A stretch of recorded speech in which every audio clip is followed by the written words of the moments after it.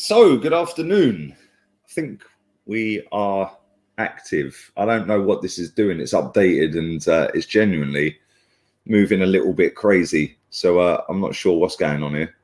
I have no idea what this is doing. Well, it says we're recording. So, good afternoon.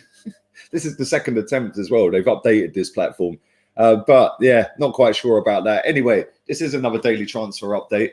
And plenty to talk about today as well. A lot to talk about. Before we get into talking about all the players that I want to speak about, make sure you have smashed the like button through the roof. Make sure you are subscribed if you're new. This is a daily occurrence all the way through this month. Make sure you follow me on Instagram, LeeGummer82. Let's boost up the Instagram, man.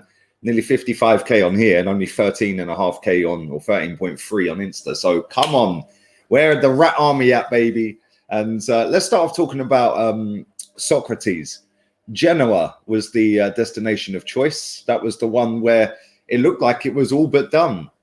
But as we know with some of these players at Arsenal Football Club, they love the big paycheck they get at Arsenal, and they're not ever getting that big paycheck at other destinations.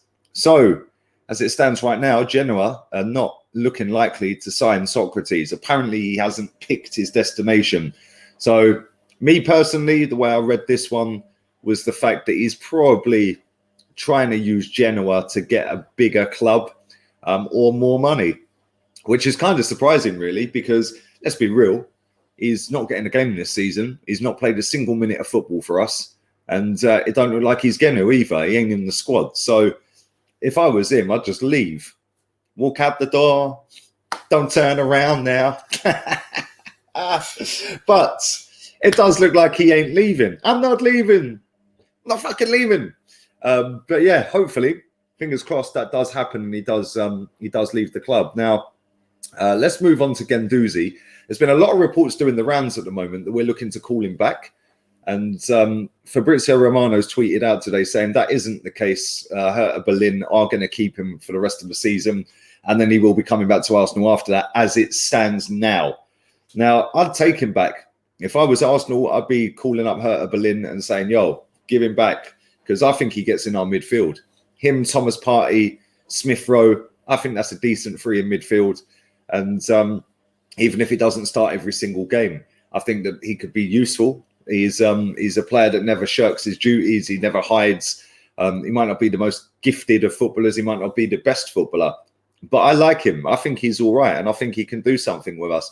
Not only that, I also think that his value would go up if he did drop a load of good games between now and the end of the season. I think that we could then potentially get rid of him if he is a bad apple in the cart. I don't know. I'm just throwing it out there. Leave your thoughts on both of them in the description. I'm having a mare with the stream. In the comments section, not a description. That's what I write. Let's move on. Mesut Ozil. Mesut Ozil is still not officially announced as a Fenerbahce player. It is pretty much done and dusted by all accounts. I don't know what the hold-up is on this. But hopefully we're going to see that news at some point this week, because the quicker we see it, the better. And that will be a massive step forward in Arsenal Football Club moving forward, really. You know, a lot of reports saying that we're still going to pay his wages for the 6 months. Well, that's irrelevant. He was going to get paid that if he stayed. So pay him to leave, basically. See you later. And then he'll be a free agent in the summer. So he won't be coming back. I've seen so many people crying about this. He did a Q&A yesterday, and somebody asked him a question. If Tottenham was the only club available, would you play for him? He goes, no, I'd retire. Jose has had his input. He said, sorry, we're Tottenham in for him then. And he said it was such a straight face. The journalist didn't have a clue. Like, he just didn't say nothing, the journalist. I thought it was kind of funny. But all the fangirls are crying into their Wenger pajamas right now. And Wenger's, marquee signing at the time is on the way out of the football club, and good riddance as well. Let's move on to another one. And that is Lucas Torreira. He will not be coming back either. He is not welcome at Atletico Madrid, but there is a possibility he could stay there. There is also the possibility that he goes to Fiorentina. So yeah, man, he ain't coming back. There was a few reports last week saying that he would be coming back. that's not the case. Let's move on to the main two, really. And Moises Caicedo, big up Neftali for helping me with the pronunciation. He is about to join Brighton for €6 million. They're trying to get a work permit sorted out for that one. Now, the reason this is relatable to Arsenal news is the fact that his position on the pitch is exactly the same position as Yves Bissouma. And that is a player that we're apparently chasing. Now, there's a lot of stories saying that he's going to be loaned out to a team in Belgium. Obviously, he needs to get a work permit. He is coming from Brazil, I think it is. I think it's the Brazilian league. He's coming from a team, if I can find it. Where are we? We will get there in a second. Independiente, sorry, Del Valle. And he's going to Brighton for €6 million. It says it's confirmed, confident, and now Brighton are now confident. I'm getting this all wrong, ain't I? I haven't even had a beer yet. Now my door's going. It's all going well, isn't it? He's just going to have to wait, unfortunately.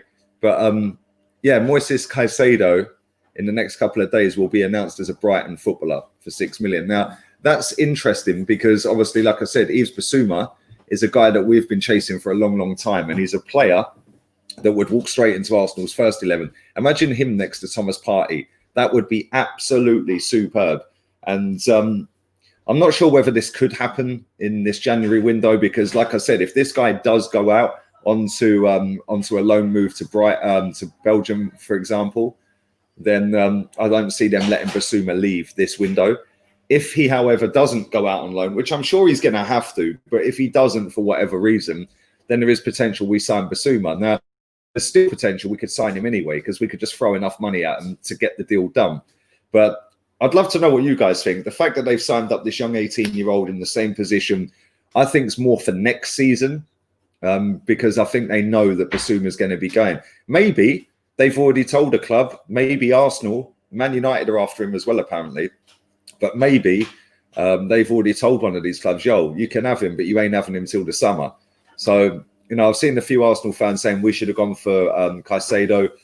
Not for me. He's only 18. He's coming from a league that's not great and into a midfield that's already shot to pieces and crap. I don't want to see that particular player in our midfield. I'd rather go for something a little bit more tried and tested like Bissouma. But let me know your thoughts on all of that. I will be back at 4 o'clock today with a press conference reaction. Pandemic Pep did his press conference yesterday, so we're going to rip the bones out of that one. And yeah, and then I'll be back on Terry's channel, Football Terrace, at 5 p.m. 6:30 p.m. I'm on Dammy's channel, the Grand Dam. Then 9 p.m. I am back again with James Redmond, mate. So mad busy today, and we're working out here, baby. All have a wonderful day. Sorry I fumbled my way through that stream. Weren't even a stream. Fucking hell. I'm going. Laters, peeps. Laters.